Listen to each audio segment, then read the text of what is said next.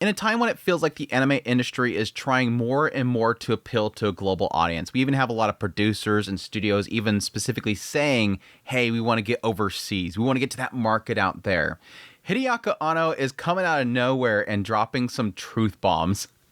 In response to the idea of reaching the global audience, he's like, nope, I'm just making my stuff for Japan, and if the global audience likes it, I'm overjoyed. That's great.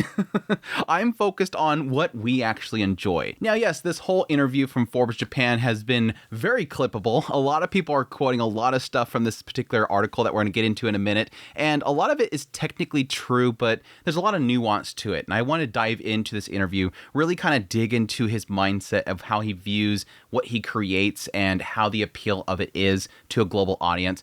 But additionally, there's a lot of other information inside of this interview that I thought was really fascinating.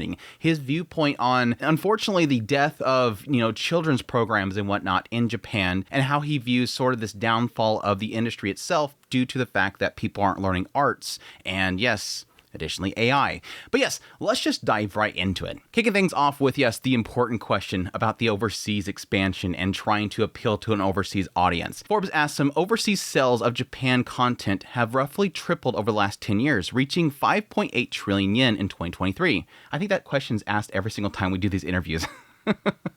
Surpassing exports of semiconductors and steel. With the rise of streaming platforms like Netflix, what changes do you feel in how content is delivered and made? Hideaki Anno says, on the ground, things haven't changed that much, at least consciously. The environment may have changed, but personally, I've never made works with overseas audience in mind.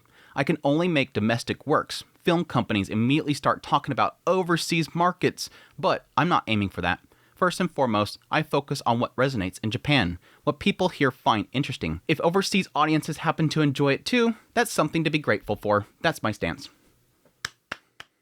Now, we're going to get into more why he says this in a minute, so don't get too excited here, but this is already a good mindset to have. Hideaki Anno, keep to this. And I think he understands that because he's extremely successful. What he's doing is extremely successful. People love Evangelion. And he didn't make Evangelion with the mindset of, I want those US dollars. I want those dollars from this country, this country, China, whatever. He's making it for the audience in Japan. What would I enjoy? And that's, like a lot of people that love anime would say, exactly why we love it. We love the oddities there. We love something of a different culture. So if you make something that's overseas focused, you're going to lose that appeal. It makes perfect sense, right? We don't want more Hollywood. We want what Japan has. Give us more of that. Keep thinking in your own mindset and what makes you special, and we'll just lap it right up. So good on him for having this mindset. Now, Yamazaki was also in this interview. Of course, for those who don't know, he's the director of Godzilla -1. He says, I think the greatest weapon for works released overseas is not thinking about overseas audiences at all, pursuing the domestic angle to the extreme. That's when works gain real power. If you try to conform to global standards, Hollywood probably has more skilled people in doing that. Instead, Japan's strength lies in exporting things that are strange, a little odd, but somehow interesting. Bingo, like I said a second ago. Exactly. We don't want what they have. We want what you have. Something a little odd there. Something that feels different. And yes, a lot of that feel of different is just a difference in culture, and it's also just an oddity about the language itself and how it translates. The reason Hollywood is often said to be boring these days is that the formula for what sells has become too well established, resulting in endless similar works. In that environment, the question is how domestic you can make something, not in the sense of being overly Japanese in content, but in what's made from a Japanese sensibility. That, I think, is our greatest advantage. Bingo. Now, this is where we're getting into that whole element that I think a lot of people are quoting specifically Hideaki Anno for, is the idea of sensibilities. A lot of people are quoting what Hideaki Anno said and he's saying, I don't want to go to sensibilities globally. Yamazaki's picking up on it. Yamazaki's actually talking about the sensibilities aspect that I think a lot of people are afraid of. When they see the quote from Hideaki Anno, they're thinking, oh, he's saying that down with sensibilities and down with censorship. Yamazaki is. Yamazaki's more picking up on that. We want to create something that works for us. It's so funny that I put a gun poster picture right here during that whole thing. Anno replies, that's exactly right. At the very least, for me personally, my thinking is done in Japanese, and I can barely manage English beyond simple greetings. Works that are created through thinking in Japanese are, in the end, difficult to fully understand in any other language than Japanese. Film does have visual and musical elements, so compared to other fields, the language barrier is lower. but dialogue is still Japanese, and the drama is driven by emotions that arise in Japanese language thinking. If people can understand that, then I think the work can be accepted overseas, but we can't adjust ourselves to them. I'm sorry, but it's the audience that has to adjust to us. This is the other one that a lot of people are quoting, and it makes perfect sense here. And the idea that whenever something is spoke or written in Japanese, it's to their culture, it's to their language. When they express themselves, it's in Japanese language. And yeah, that gets in that whole area where a lot of things that are localized often get screwed up, or they're having to sort of adjust it in a way that makes sense, because in Japanese culture, when it's said this way, it makes perfect sense, but you can't one-for-one translate that and it makes sense in English or something like that. There's barriers, there's language barriers, there's cultural barriers that unfortunately are there. Now, he is saying that thanks to a visual medium, thanks to anime, something like that, you have all these different things that sort of express what the character's saying, not just the spoken language, so it makes a lot more sense than if it was just a book and you're reading it. So it is important to kind of note that as well. But again, it makes sense, the idea that this is the oddity about two different cultures and languages, that he's focusing on just Japanese rather than having to translate it himself. I think that's the important thing is, and we're going to get into it more in a minute. One reason Japanese works haven't gone overseas much in the past is that we haven't been very good at selling them. We do try, but still. That said, thanks to Korean and Chinese works going overseas in large numbers, the allergy to East Asia faces have decreased considerably. That's huge. I think that's exactly what Yamazaki is saying earlier. Even with the widespread of streaming and subscription models, the production sites themselves haven't changed. If anything, the number of projects have increased, making things tougher. What has changed is the business model. Physical media like DVD no longer sell well. In the industry, we call them discs, but instead of disc selling, streaming services now buy the content. Production costs are recovered on that assumption. Still, there are pros and cons. If you rely too heavily on streaming, it doesn't become a movement. It doesn't turn into a social phenomenon. People can watch it individually whenever they want, so it's weak as a shared experience. This kind of gets right into the previous interview that we got into, the idea that the culture around, consumption of media has changed so much in Japan, and that's a sad reality. There's a sad aspect to that, and the idea that nobody comes together at a theater. There's no trying out new concepts and whatnot in theaters. There's no burst of some sort of movement around something they watched in the theater. You don't all come together for that thing. That's a sad reality. And yes, technically a lot of the things around that 90s era of the shoot of, I think, Anno's popularity, at least in the West, and the idea of Evangelion, that was an age where you had a lot of OVAs and whatnot that were spinning up with popularity and making a lot of money. That whole industry's changed. And again, to the previous interviews that we talked about, you have issues with that influx of content on streaming platforms. It's just this massive spread of titles. How do you find the cool stuff? The good and artistic stuff gets drowned out. And yeah, like you said, you watch it whenever you want to. There's not an element of, people coming together to watch one thing. Forbes asks, the Japanese government has announced a policy to support the domestically produced content industry with a goal of reaching 20 trillion yen in overseas sales by 2033. Japan is also one of the rare countries where domestically produced films account for more than half of the market share. What do you see as the industry's challenges? And how do you think the government support should be structured? Anno says, what first grabs attention is probably the money. Claims it exports more than steel. But more than money, I think it's good that attention is being paid to the fact that Japanese culture can be transmitted to the world at relatively low cost. Yeah, technically. You make an anime and you just send it to the internet pipeline. It just gets sent over there. It's not you're producing a car and then you have to get a boat or something to load it onto, and then you ship it across the sea, and then you go to another port and you take it off the port, you put it into a truck. It's just literally through the internet. As a nation, I think that's what could be valued. Korea and China are doing this too, and originally Hollywood was doing it as well. As for challenges, the biggest problem right now, in my opinion, is a lack of animation for younger audiences, especially children. And yeah, this is something that a lot of anime fans probably don't even see. We see every single season, there's crap ton of shows that pop up as, oh yeah, this rom-com over here, or there's this ecchi show over here. There's very little for children, just regular kids shows. Even though, again, in the West, we want to perceive that everything that's released every season is for kids. That's not really the case. There really aren't many good works. When we were kids, there was an abundance of it. Prime time was filled with children programs. That included anime, tokusatsu, and what you might call simple science programs. I think those things help shape our emotional development and many other aspects of who we became. One cause is the declining birth rate, but it really is a combination of factors, including trends in television. At one point, TV became mostly entirely variety shows. Another issue is tax credits. Taxes are simply too high. In terms of training talent, the apprenticeship system has largely collapsed, so I'd like to see enough support to help rebuild it. Production sites aren't stretched incredibly thin, so there's rarely enough money or time to invest in that kind of development. Every so often, a hit comes along that keeps things afloat. That's about it. This is sort of a scary perspective. And yeah, I can see the whole taxes thing. That makes perfect sense. But we've all known the idea that a lot of these studios are running on like really thin lines. A lot of them are kind of popping up and then they're dying over here.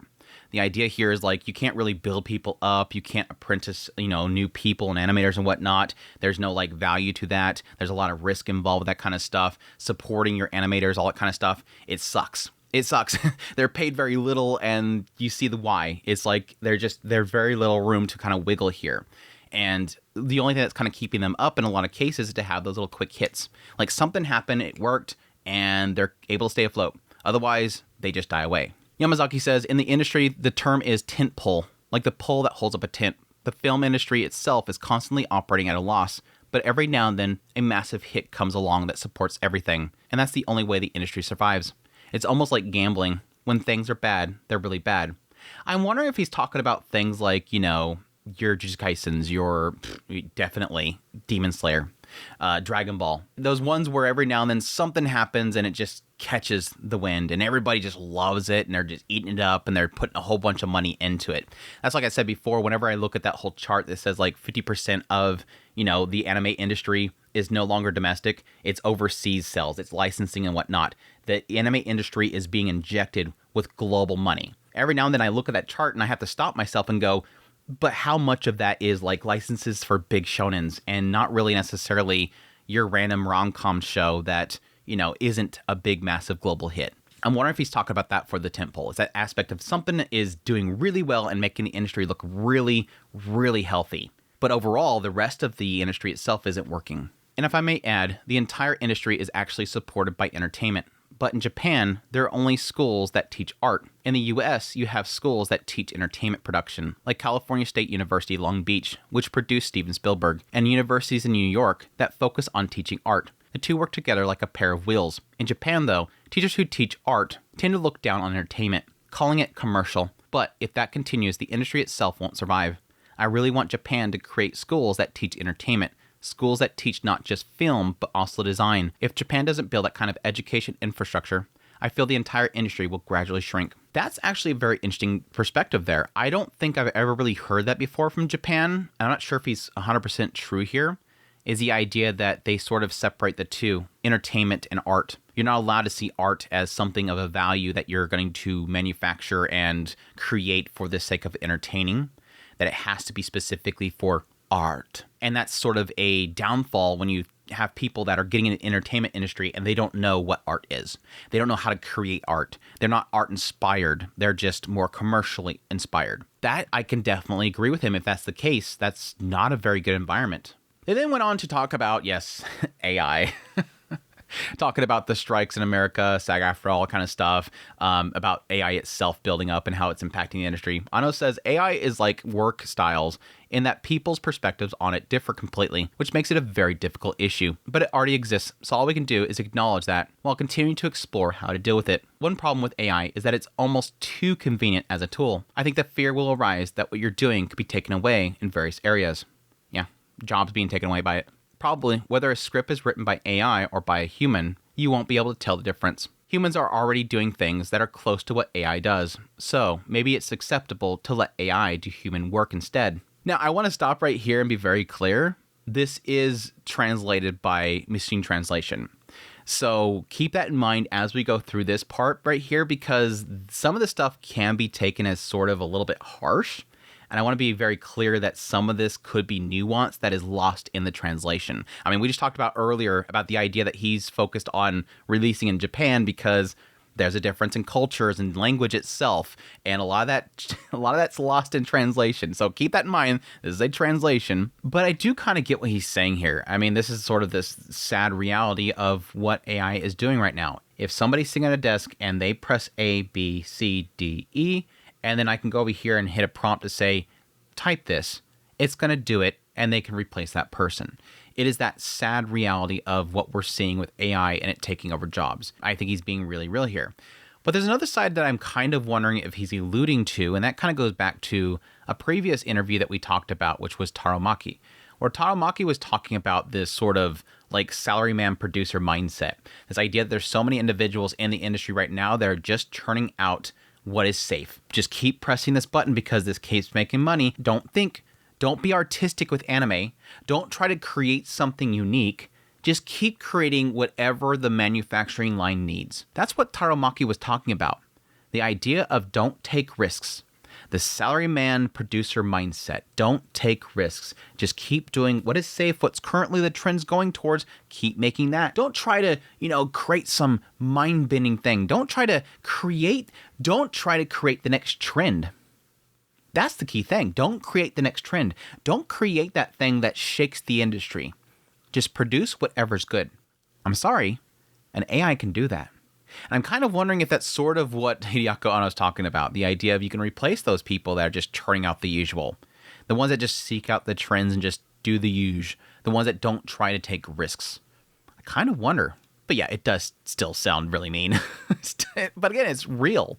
And it's what I've been saying in most of my videos covering AI. It's that idea of it's not a matter of if, it's a matter of when. That box has been opened and it cannot be closed, unfortunately. As long as copyright exists, rules are necessary. But I think it comes down to using AI within the scope of what you yourself are allowed to train it on.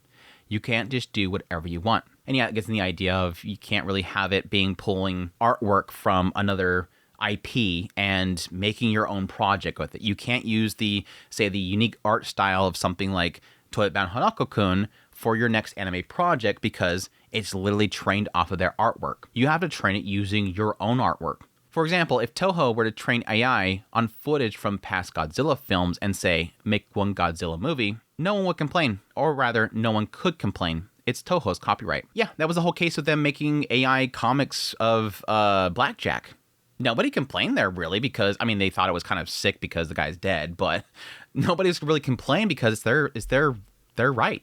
Yamazaki said, when CG first appeared, people who work with miniatures were furious. Don't mess with us. They thought it was cheap, cowardly way of making something impressive with less effort. In that sense, this feels very similar. Yeah, this is sort of what I was saying before. Like, when I think about this whole idea of putting AI into anime, it's like, yes, technically there was a point in which I was like, ew, CGI? That's replacing, hand-drawn, artistic drawings that people did themselves. Now you just have, a computer doing it for you. And then over time, I kind of evolved my mindset around there and the idea that, yes, it still takes a creative hand to do CGI work.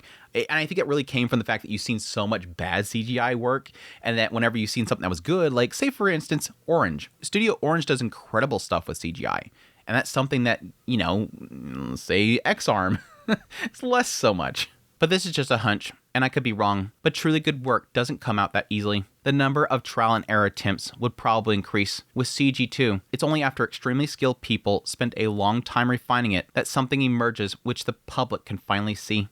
Yeah, again, like I said, you can see some people that do some really incredible stuff with it, and other people that just kind of slop it together. Shots that were incredibly difficult to make tend to be the ones that get the best reputation. I call it being filled with grudges. But I think that takes a level of human effort, almost to the point of obsession, for something to resonate. That said, there's also a bit of fear, because we don't really know what's going to happen. Yeah, that's the uncertainty that a lot of people have right now. Anno says, when it comes to things that AI can't do, at least in terms of visual medium, it's judgment. Through trial and error, AI will probably be able to generate 300 to 400 patterns overnight. But when it comes to deciding which of those patterns is good, AI can't make that choice. That part has to be done by humans. I think that when AI evolves to the point where it can create all visual content, the only people that will be left will be producers and directors, the person who puts up the money, and the person who can ultimately say, yes, this is good.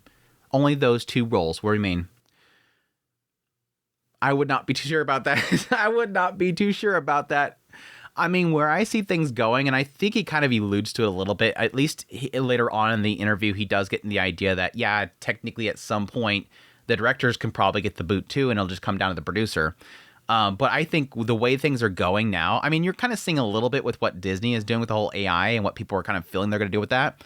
it's going to come down to eventually at some point, it's just going to come down to the consumer, the prompt, and the AI company. The consumer will be essentially the producer, director, everything, and the system that they're going to get that information from is going to be the AI. They put in the prompt what they want to consume, and the prompt kicks back the thing they want. There's going to be no producer. There's going to be no director. There's not going to be a team at all. Shut down all the studios. The AI is everything. That's the sad reality, and that's, I think, somewhere where Anno and Yamazaki isn't quite at yet. In their mindset, they're not quite there yet. Where AI is going, it's going to be the everything. Your engagement to that prompt, however, if it's a prompt or something else, is going to be the entirety of everything. And that's the unfortunate reality there, and that's where things kind of get broken. But I do agree with a lot of what he's saying here, and the idea that his perspective is that, yeah, I can tell the AI to give me something, but it's going to give me some responses, and I'm going to have to choose what I want. As a producer, that's what they're going to run into. That's what they're going to deal with, is the idea that the AI can't really tell them exactly what they want. They're going to respond with something, and then they're going to choose what they want from it.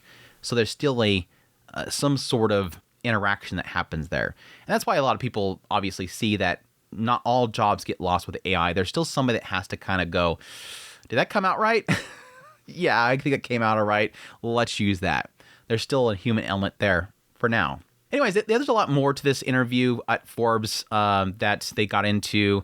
That's sort of the stuff that I found really interesting to kind of pull from it. So hope you guys found this video informative and interesting. I think a lot of interviews are kind of centering around that. They're centering around AI, and they're centering around, yes, the global expansion and what they view it is. And I think there's like a mixed response to a lot of this stuff. I think the core element there is, how do they view overseas expansion? Do they like to embrace the idea of appealing to a broader audience, or are they like, no, I want to stick to here because, as I would kind of put it, it's kind of working right. Why would you want to expand too much? It's working right. Keep to this. Keep to this. Yes, you can make it more available, but you have to keep to this. But anyways, hope you guys found it informative. Hope you guys enjoyed this video. If you did, hit the like button down below. If you like this content and you want to support it more, become a member. Until next time, y'all take care.